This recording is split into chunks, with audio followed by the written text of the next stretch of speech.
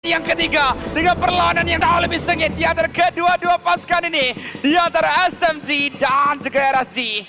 Dengan satu bukanlah pada tahap yang tertinggi. Jadi kalau mereka hanya menggunakan Demon Kite saja untuk membuka map, mungkin akan didenda serta-merta. Betul?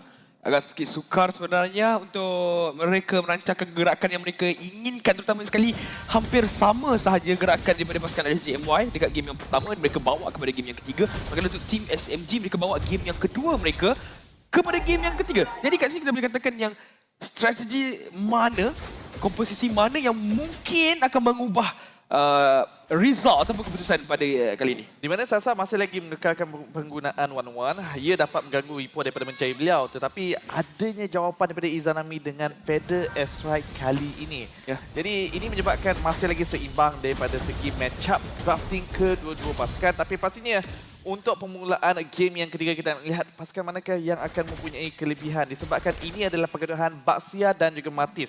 Pergaduhan kill dan juga invasi jungle. Yep. Dan kena ingat bagaimana kekuatan untuk pasukan RSGMY sekarang ni mereka bagi pendapat saya sangat-sangat kuat dekat turtle yang pertama dan turtle seterusnya yang menyebabkan mereka mungkin ada kelebihan, tapi sekarang ni mereka dapatkan Storm. Storm terus saja flicker dipakai cukup awal dan pada waktu turtle muncul sebentar lagi takkan ada flicker untuk Storm melakukan gerakan-gerakan yang ganas. Nampaknya perlu untuk berharap kepada Ripo ataupun pada beberapa saya mereka tak perlu pun untuk commit ke arah turtle sebab kerana 1-1 di bahagian awal ni jauh lebih mudah untuk dimakan oleh RSGMY. Ya, boleh saja diberikan fokus tetapi mereka juga percaya Lolils boleh menjaga situasi tersebut dengan lebih baik kerana mereka perlu mengalihkan perhatian mereka kepada turtle yang pertama. Akhirnya 5 saat sahaja lagi kedua pasukan dah pun bersiap sedia untuk memulakan pertarungan. Siapakah yang akan mendapatkan turtle yang pertama? Kita dapat melihat kedua-dua jungler mula untuk bertarik tali tetapi Storm menadah damage yang begitu tinggi. Mungkin tak akan mampu untuk memberikan impact yang lebih besar lagi kepada team fight mereka yang pertama ini. Stormy dah ada decimation. Last kita tengok kalau dia gunakan Valentina, ada ultimate daripada Marty, sangat bahaya. Miko satu lompatan tapi tak terkena. Ada 4 orang pemain daripada pasukan RSG. Miko dalam bahaya. Mungkin akan ada satu serangan yang dilakukan. Penalty zone dilepaskan bersama-sama dengan Brave Fighter. Kedua-dua XP lainnya mula untuk bergerak ke hadapan tapi Smooth yang berjaya untuk dapatkan kill yang pertama buat pasukan SMG. Malah objektif mereka ditinggalkan begitu saja. Turtle milik pasukan SMG. Kali ini kemenangan yang boleh dikatakan kemenangan secara bersih daripada pasukan SMG. Berjaya mendapatkan objektif, berjaya juga untuk mendapatkan kill. Ini melonjakkan perbezaan gol mereka itu saja naik kepada 700 gol. Tapi kita juga kena melihat adakah mereka akan meneruskan momentum ini ataupun tidak. Kalau kita lihatkan balik kan, sebenarnya pasukan RSGMY sangat kuat dekat first turtle tau. Tapi disebabkan bagaimana tim SMG dah paksa Storm untuk flicker dulu, dah paksa dia untuk lambat untuk dapatkan dia punya Divine Judgment yang menyebabkan kenapa pasukan SMG boleh menekan pasukan RSGMY pada awal-awal permainan. Dan kena ingat bagaimana snowball yang boleh didapatkan oleh pasukan RSGMY ketika mana dekat bahagian team fight agak berbahaya untuk pasukan SMG disebabkan burst damage daripada Farsa dan juga Loliel akan membantu Demon Kite lebih mudah untuk menekan decimation. Sebab mereka tahu di mana mereka akan ada pergaduhan untuk turtle pertama, mereka membazirkan skill set, mereka juga melakukan poking damage. Jadi ini menyebabkan RSG Malaysia secara tak langsung mempunyai kekurangan kelebihan di mana dalam team fight yang pertama sebentar tadi. Jadi ini adalah satu gerakan yang bijak daripada pasukan SMG. Tapi saya nak bagi satu fakta yang korang mungkin terlepas pandang seperti tadi iaitu Lawless punya Beatrix 100% win rate. Jadi mungkin ini waktu untuk dia kekalkan dengan hero yang cukup-cukup selesa. Banyak juga game saya 6 kalau tak salah. Tapi Sasa juga masih lagi 100% win rate dengan penggunaan one-one. Jadi okay. salah satunya pastinya akan dipecahkan pada hari ini. Salah satu akan mengucapkan selamat tinggal kepada 100% win rate Ripo. Tapi Saksa punya Baksa tak siap saya 0% win rate.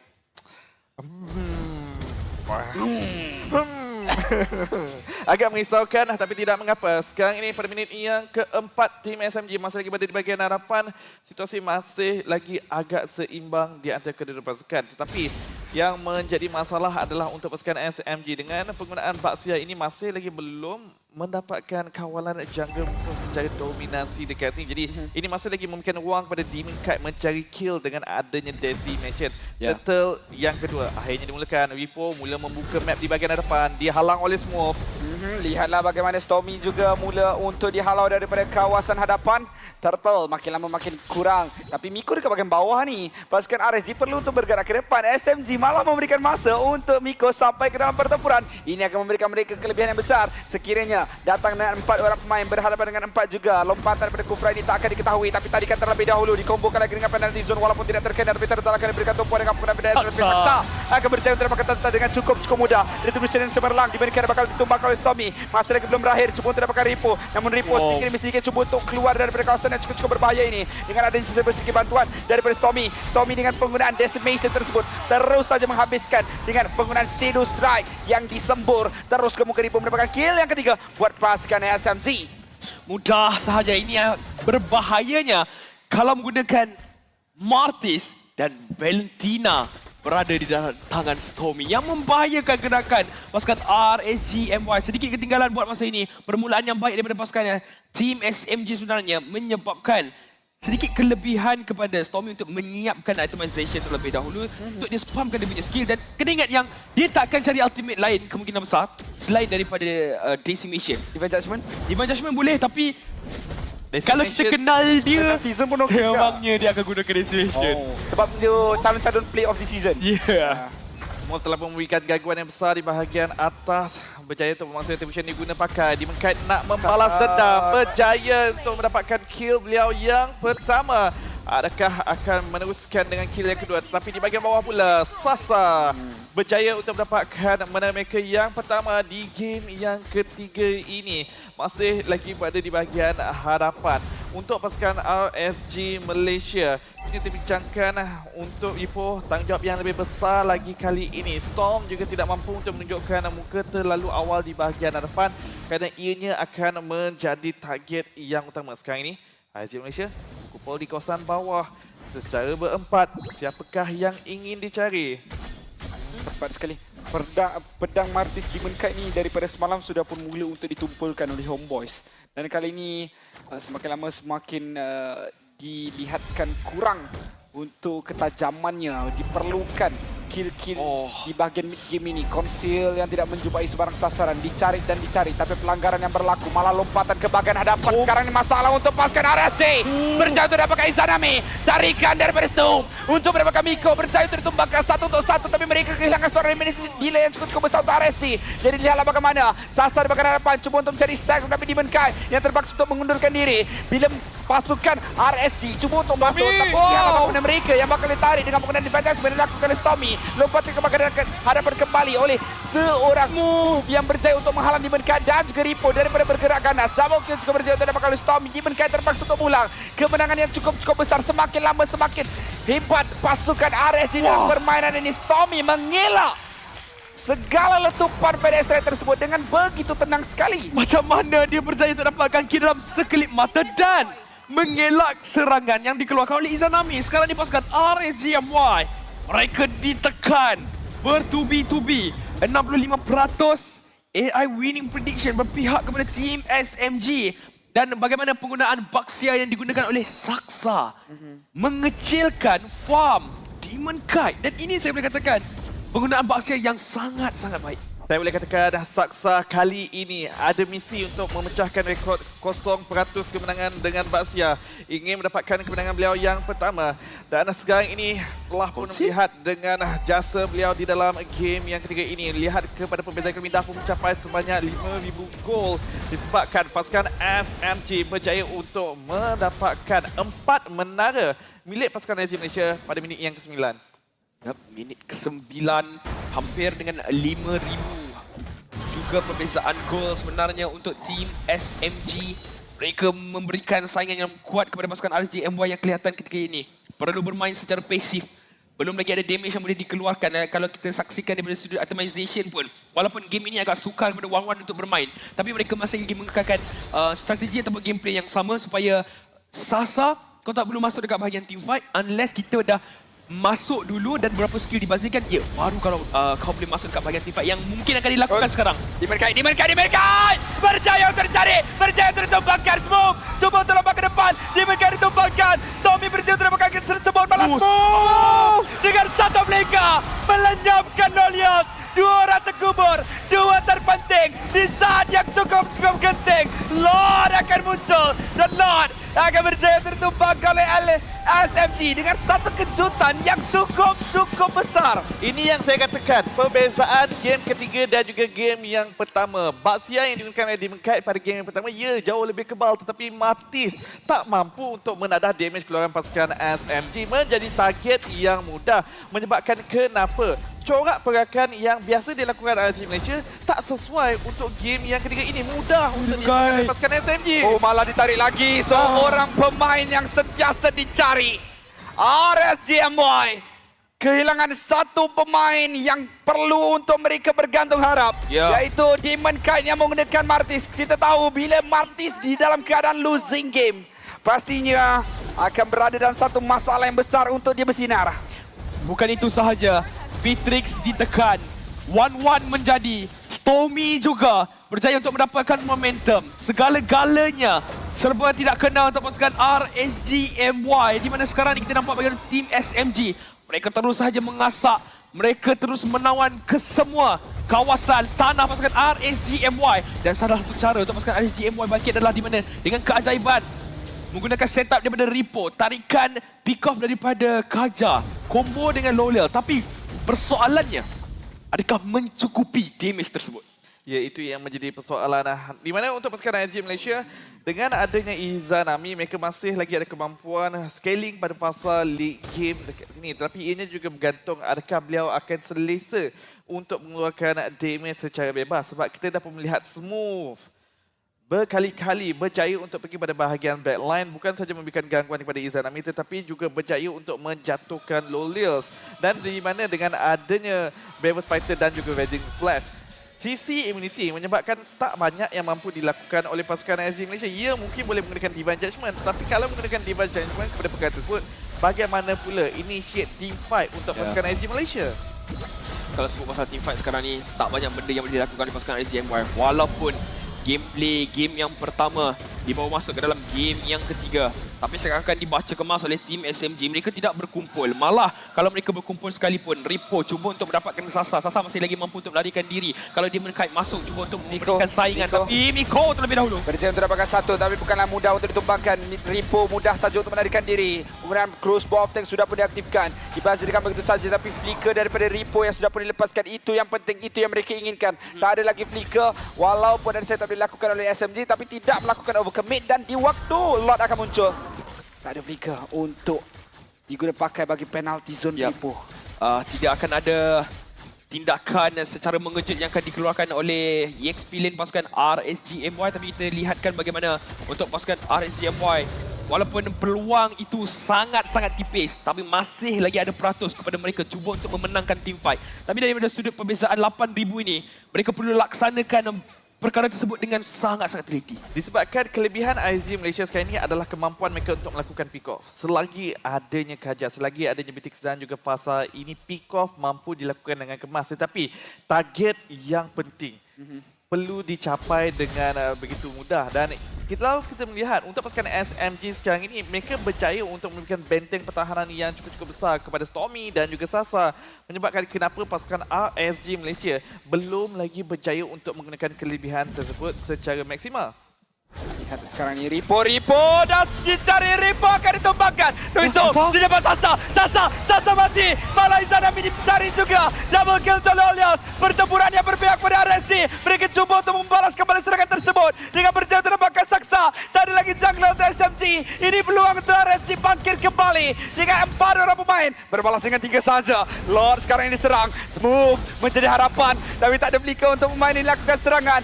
Bersama-sama dengan Stormy juga yang ada dalam keadaan bersedia untuk membalas kembali serangan daripada pasukan RSG. Loleh cuba untuk dicari. Masih lagi ada flicker. Smooth terlalu memaksa. Ni Special dilepaskan Miko. Lompatan ke bahagian depan. Cubaan untuk mendapatkan Ripo. Tapi Smooth akan ditumbangkan. Berjaya untuk mendapatkan satu lagi nyawa tambahan. Namun Saksa sudah kembali hidup.